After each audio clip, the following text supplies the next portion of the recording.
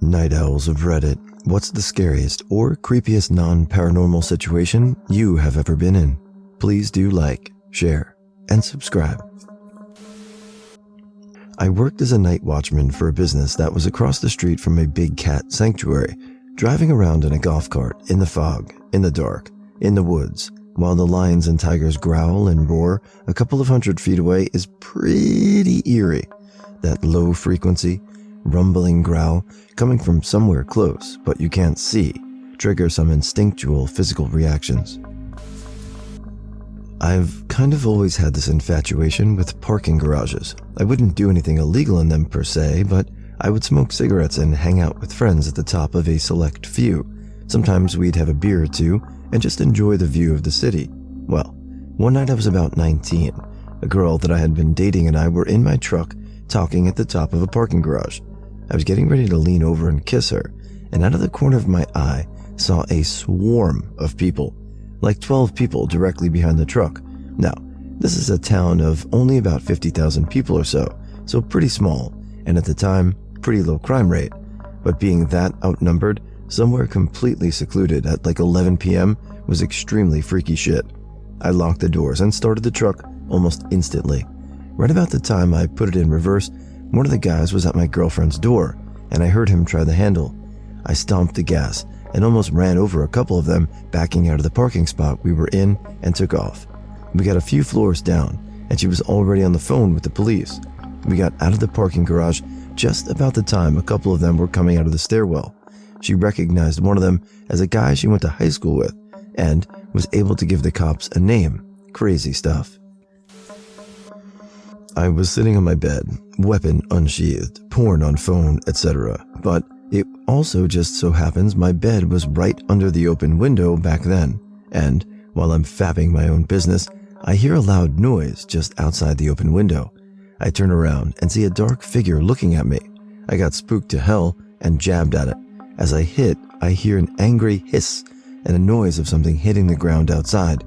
Turns out that a stray cat was watching me fap in the middle of the night. LOL. I work in data centers. If you don't know what they are, they're a sealed, chilled room building filled with racks of computer kits. Lots of white noise from air-conditioned units and whirring servers.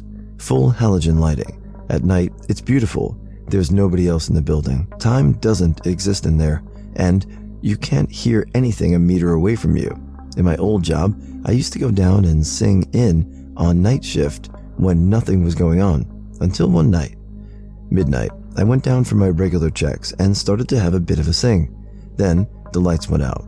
Room was dark except for the blue-green lights on servers. Enough to walk, not enough to see. I stumbled to the gap in the middle of the rack rows and saw a shadowy figure coming toward me. I screamed and shoved the shadow backwards, falling against the rack behind me. The shadow started laughing. So yeah, turns out it was the facilities manager testing the emergency light system that wasn't actually working.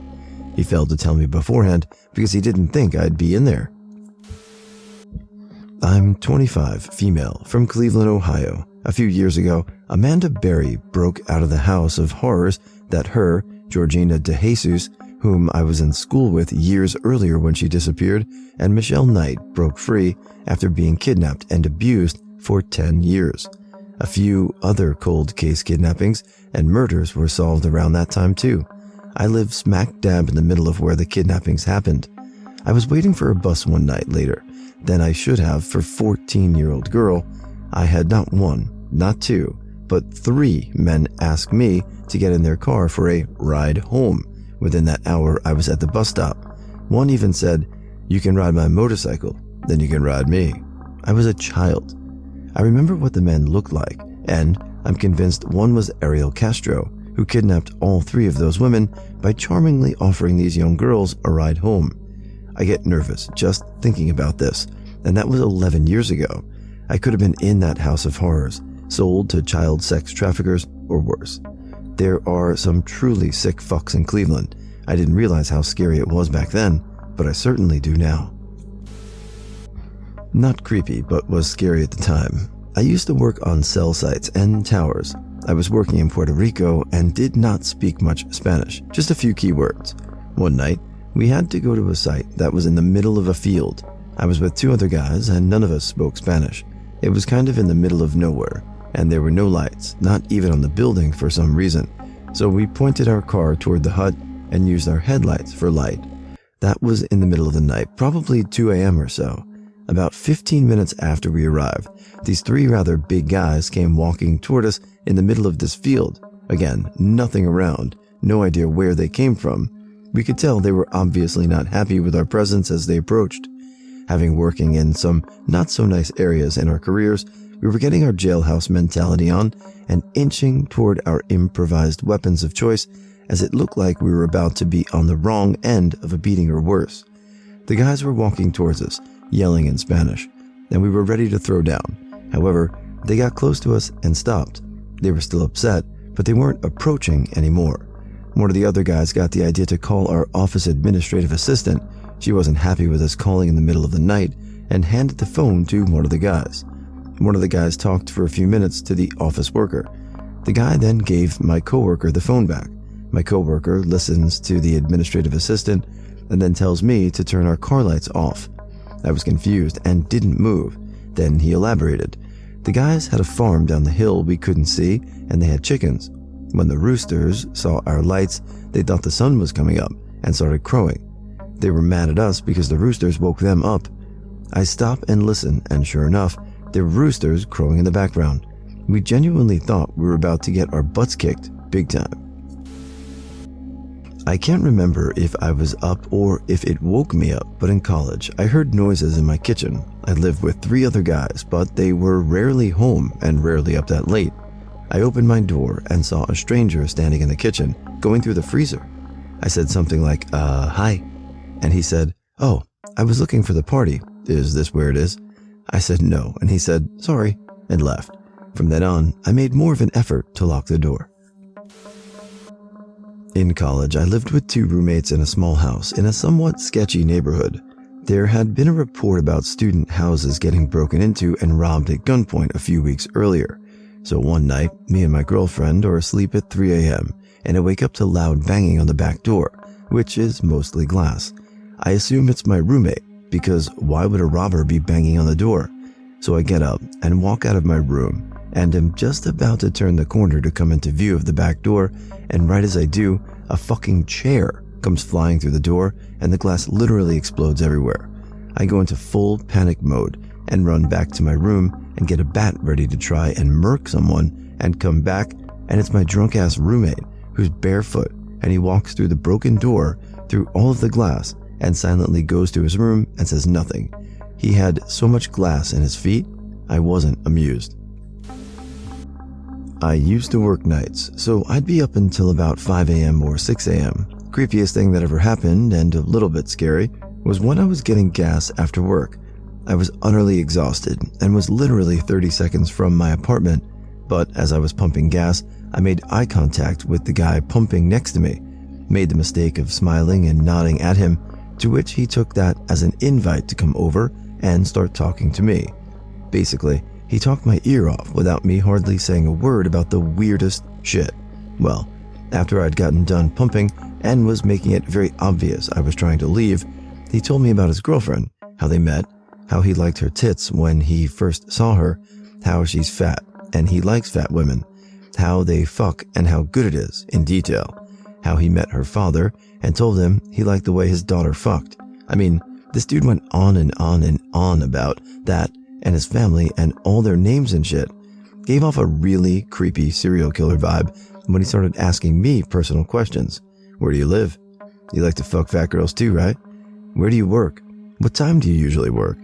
He then noticed my work shirt I still had on and just said, oh, I know that place. I'll come by your work soon.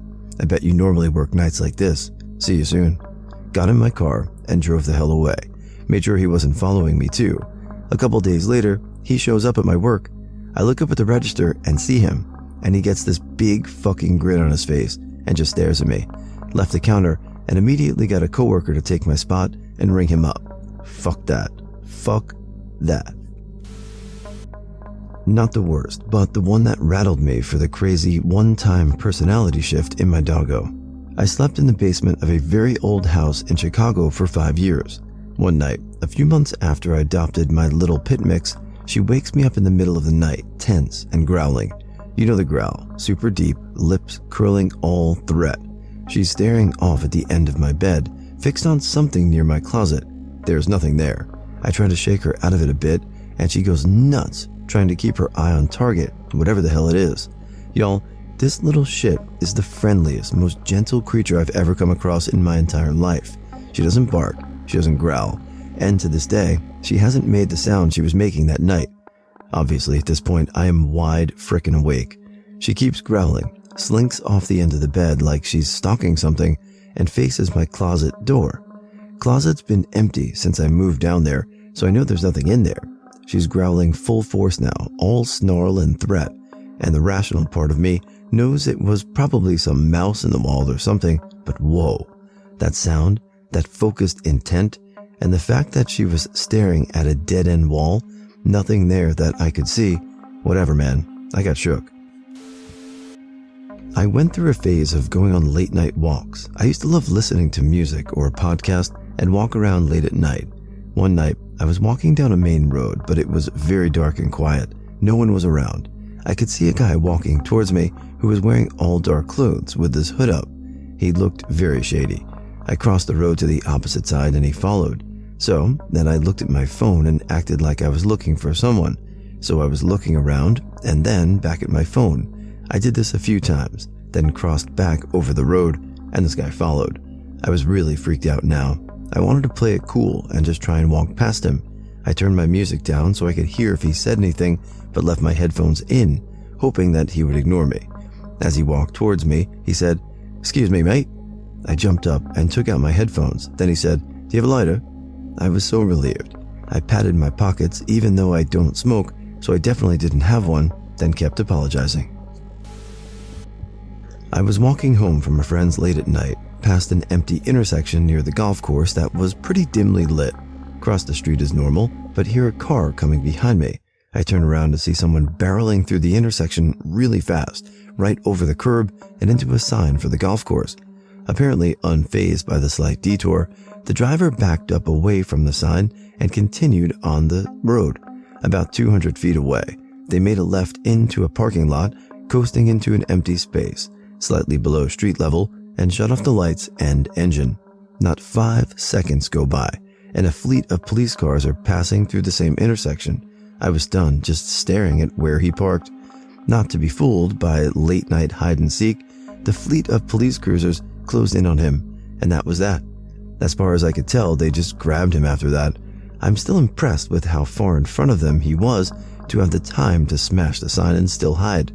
I wonder if I gave away his plan by staring blankly at where he had hidden in plain sight.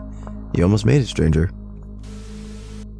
I got home late from a long day at work. Had to have been 8 p.m. After eating some dinner and farting around on my PC, I remembered I had a package delivered, so I walked out to the mailbox. The apartment complex I used to live in was like a spooky forest at night, very dimly lit. I'm walking along and I hear something rustle in the leaves. I freeze and peer into the direction I heard the sound come from. Next thing I know, some huge beast came roaring towards me. It was actually just a yippy little chihuahua. Still scared the absolute shit out of me. Once I gathered myself, I tried to grab him in hopes I could find his info on his collar and get him back home. He unfortunately escaped me and bolted off. I grabbed my package and cautiously walked back to my apartment, scared that the demonic chihuahua might jump out and terrify me again. We had a summer place in Jefferson, New Hampshire in the early 80s, and one night, I just couldn't sleep. I made my way downstairs, and my mom was awake reading in this den, so I sat down, found my Stephen King paperback. I'm really getting into the story, The Shining, when someone starts knocking on the side door. It was way past midnight, and the place on a hill in the middle of nowhere. We were both like, what the hell? Nobody is in a 5-mile radius, and they kept banging on the door. We both crept along the wall. The only weapon I had was a gas-charged BB gun. It turned out to be 2 guys saying their car had broken down, even though the main road was nowhere near, and they wanted to use the phone. The kicker was, we legit did not have a phone. It was that rustic. They looked like we were lying, but one sort of noticed I had some kind of weapon, so they both left. My upstairs neighbors stumbled home at 4 a.m., got into a huge argument that turned physical, things smashing, loud bumps, then silence. Then the dude upstairs, drunk as fuck, standing on the railing of his balcony screaming at her that he's going to jump. I called up to him, "Dude, you're not gonna jump, but you are gonna fall. Go the fuck back inside and close the damn windows." Next thing I hear is this asshole banging on my apartment door. Called the cops, but the guy was gone. Filled out a report. Turns out he doesn't live there. It's her place, and he's a known vagrant. Super. Weeks later, I'm coming home from the bar pretty snackered drunk, and who should be in the lobby, hitting all the buttons and screaming into the intercom, but this fucking guy. I call it the Flash. Back during my junior year of high school, I started on a quest to lose weight. Naturally, being so heavy made me extremely conscious of others seeing me exercise, so I decided to do all of my cardio at night.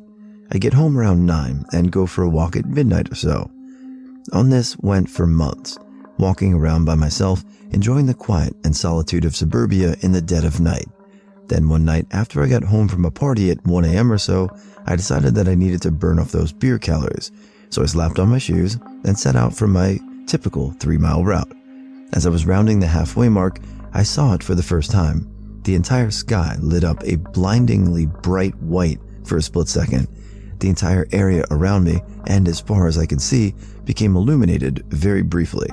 It looked exactly like what you'd see if lightning struck just a few feet from you, except that inevitable thunderclap never came. I stood there for a good 40 seconds waiting, convincing myself that it was just a super powerful storm in the distance, and any second now, I'd be hit with that reassuring rumble. But nothing came.